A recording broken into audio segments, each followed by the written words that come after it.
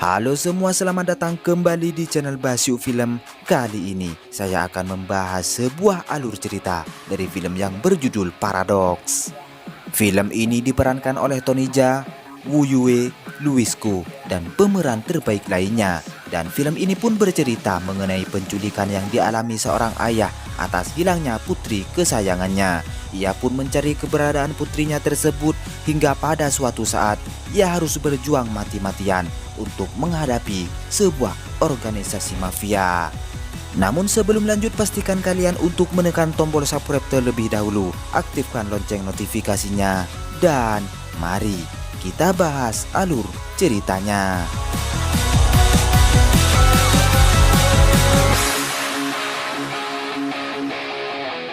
Di awal film kita diperlihatkan kepada sebuah keluarga kecil yang sedang mengendarai mobil. Pada saat itu, Lee sebagai seorang ayah sedang bergurau dengan putrinya yang bernama Wingxi.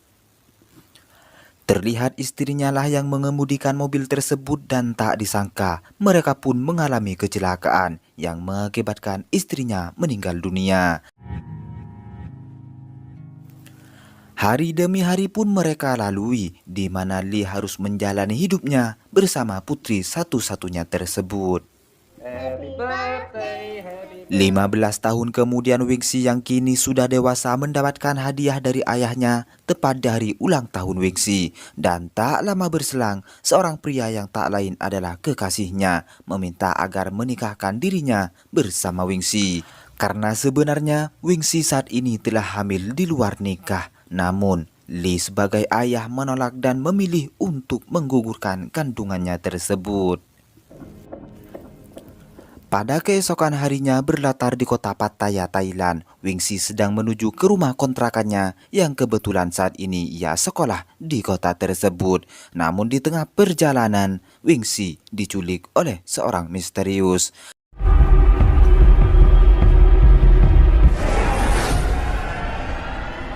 Di sisi berbeda, Lee mendapat telepon dari teman Wingxi, di mana dalam percakapan tersebut Lee akhirnya tahu bahwa saat ini anaknya telah menjadi korban penculikan.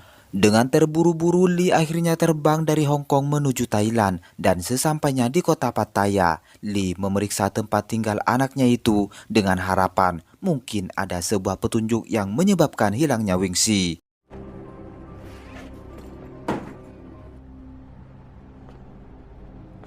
Namun pada saat itu, Lee tidak menemukan petunjuk apapun sehingga ia harus melaporkan kejadian tersebut kepada polisi. Sesampainya di polsek terdekat, Lee melaporkan kejadian yang telah menimpa anaknya itu. Kit sebagai polisi setempat pun meminta Lee agar memberitahukan beberapa informasi mengenai Wingxi. Dengan adanya laporan tersebut, Kit akan melakukan penyelidikan bersama rekannya yang bernama Tak.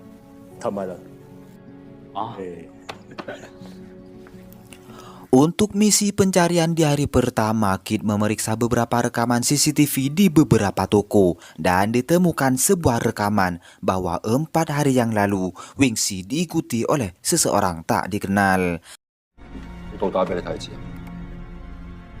Pada keesokan harinya, mereka pun kembali melakukan penyelidikan dan tanpa disengaja, Lee melihat seseorang yang wajahnya sama persis dengan seseorang yang pernah membuntuti Wingxi di dalam rekaman CCTV yang pernah ia lihat. Tak mau kehilangan jejak, Lee akhirnya menghampiri orang tersebut dan... ya, sebuah baku hantam pun terjadi di tempat itu.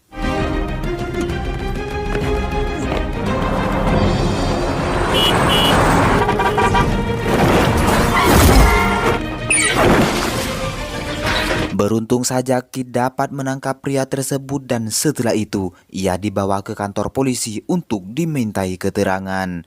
Orang tersebut mengaku bahwa beberapa hari yang lalu ia pernah membuntuti Wingxi. Namun tujuan sebenarnya adalah hanya untuk mengambil beberapa foto Wingxi.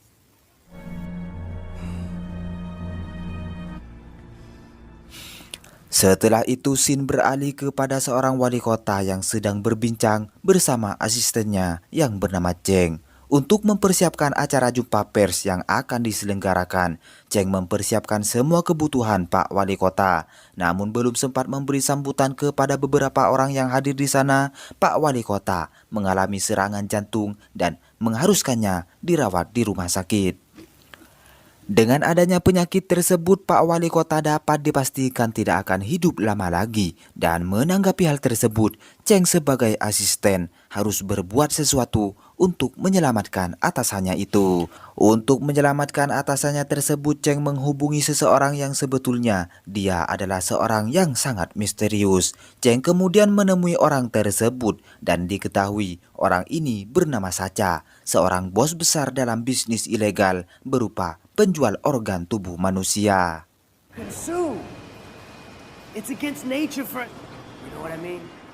Singkat cerita, malam pun tiba. Lee yang masih berusaha mencari keberadaan putrinya, ia pun mendapatkan informasi dari seorang wanita tak dikenal. Wanita tersebut mengatakan kalau Wingxi telah menjadi korban penculikan.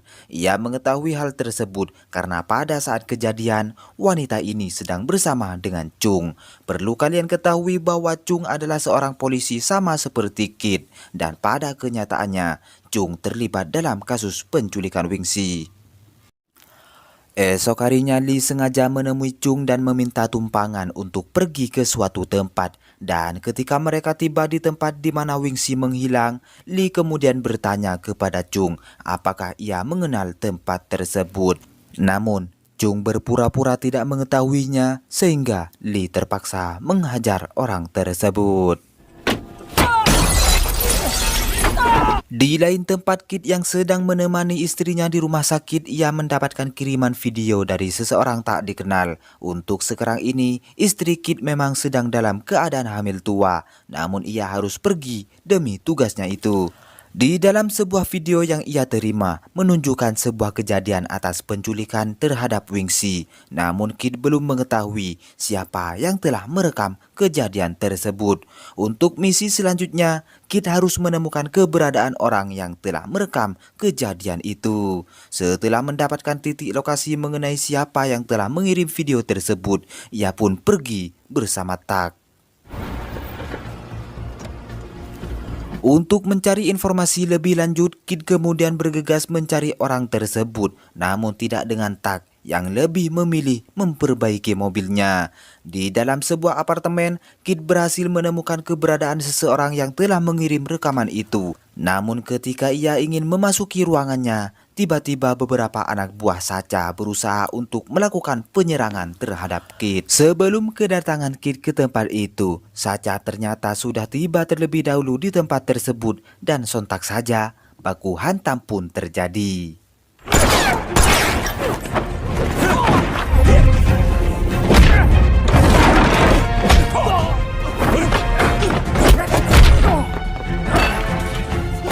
Mendengar keributan yang terjadi, Tak kemudian menyusul rekannya tersebut sehingga mereka berdua harus terlibat pertarungan untuk menangkap Sacha.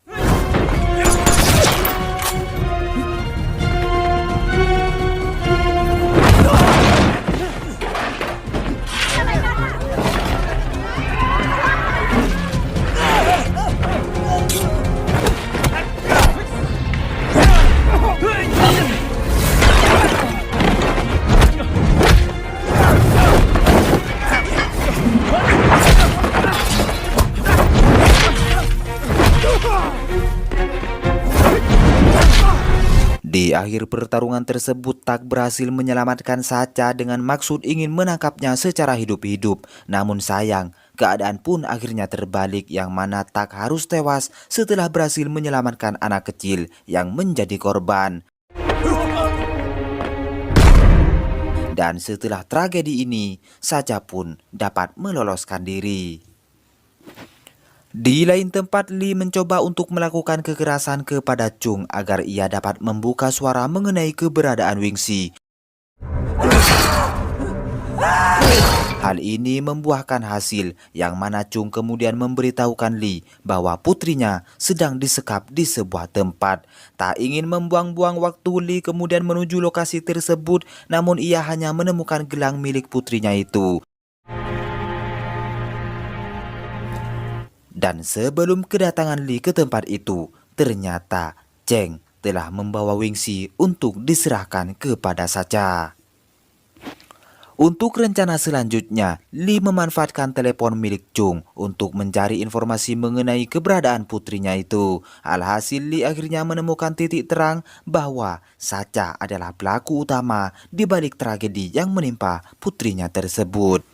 Singkat cerita, Lee yang saat ini dapat mengumpulkan sedikit informasi. Ia pun mendatangi sebuah tempat untuk mencari keberadaan Sacha. Dan di sisi lain, Kit ternyata telah membuat rencana untuk menyerbu tempat itu dengan maksud ingin membunuh Sacha. Akan tetapi ketika Kit mengetahui bahwa Lee juga ada di sana, ia akhirnya membatalkan rencananya tersebut. Perlu kalian ketahui bahwa rencana penyerbuan itu atas dasar perintah dari atasannya yang juga sebagai mertuanya sendiri, dan ia bernama Tuan Fang. Di balik profesinya sebagai polisi, Tuan Fang ternyata adalah anak buah Cheng yang juga bekerja kepada wali kota. Tuan Cheng berniat ingin membunuh Sacha dan juga Tuan Lee di tempat tersebut dengan tujuan ingin menjaga nama baik wali kota. Namun Kit yang mempunyai belas kasihan, ia menantang rencana Tuan Fang di mana pada saat ini ia memutuskan untuk membantu Lee untuk mencari keberadaan putrinya itu. Setelah itu Lee akhirnya memasuki tempat tersebut. Namun agar ia dapat membunuh Sacha, Lee harus menghadapi anak buahnya terlebih dahulu. Up on the right.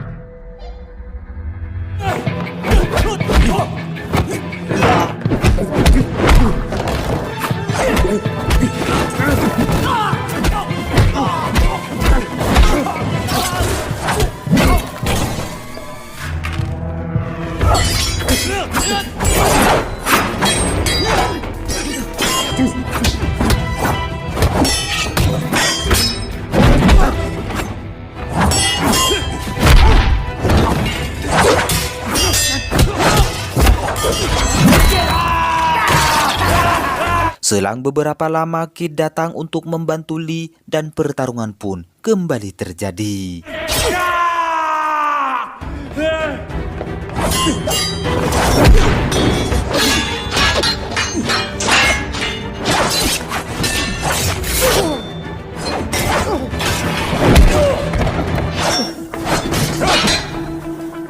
Tampaknya beberapa anggota polisi juga berhasil memasuki tempat itu. Mereka pun memberondong siapapun yang berada di sana.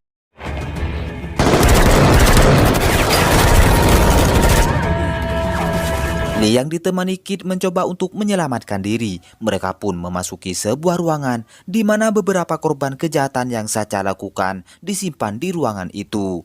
Maka pada saat ini juga Lee akhirnya dapat menemukan keberadaan putrinya yang kini telah meninggal dunia.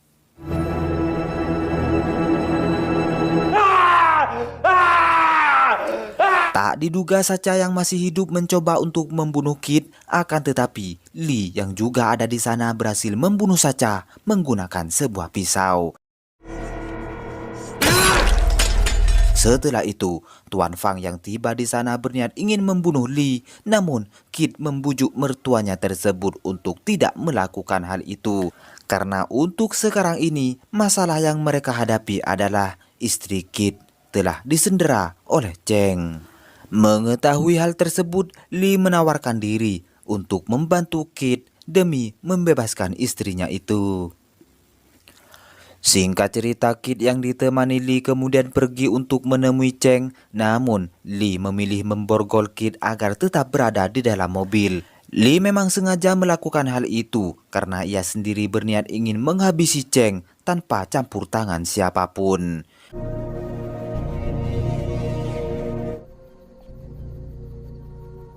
Lee berhasil memasuki kamar wali kota di mana pada saat ini Pak Wali Kota sedang menggunakan jantung putrinya.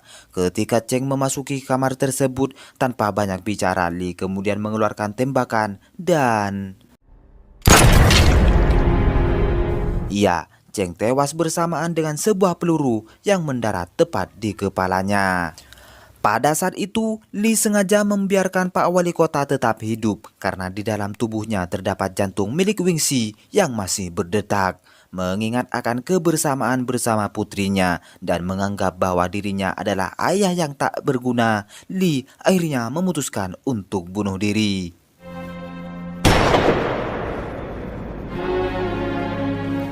Esok harinya, scene beralih di mana kita diperlihatkan dengan lahirnya anak pertama dari seorang kid. Dan disinilah juga film pun berakhir.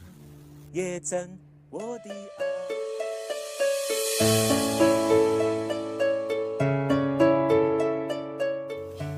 Oke semua, jika ada kesalahan dalam film ini, saya meminta maaf sebesar-besarnya. Dan khusus untuk kalian yang belum subscribe, silahkan subscribe terlebih dahulu, aktifkan lonceng notifikasinya, agar kalian tidak ketinggalan alur cerita film selanjutnya.